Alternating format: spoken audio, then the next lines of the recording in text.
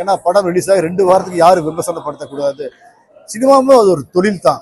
இப்போ வந்துட்டு அவங்க வந்து ஒரு என்டர்டைன்மெண்ட் இருந்தாலும் யாருக்கும் அந்த படத்தை பத்தி விமர்சனம் பண்றதுக்கு எல்லாத்துக்கும் தகுதி இருக்குது. இருந்தா கூட இது ஒரு தொழில், பல கோடி ரூபாய் முதலீடு செஞ்சு எடுக்கப்படுற படம்.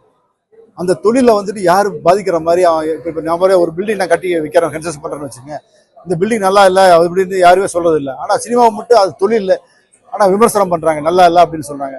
அப்படி பண்ணக்கூடாதுன்னு திரையரங்க உரிமையாளர்கள்லாம் வந்துட்டு இப்போ சொல்லியிருக்காங்க. கண்டிப்பாக 2 வாரத்துக்குனாச்சு படத்தை பத்தி யாரும் விமர்சனப்படுத்தக்கூடாது.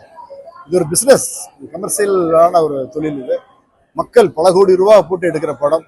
அதனால வந்துட்டு ஏன்னா இப்போ வந்துட்டு சில படங்கள் இப்போ ரிலீஸ் ஆகி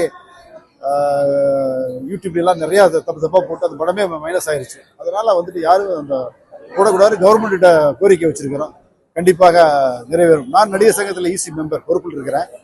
நாங்கள் எல்லாருமே இதை எடுத்து சொல்லியிருக்கோம்.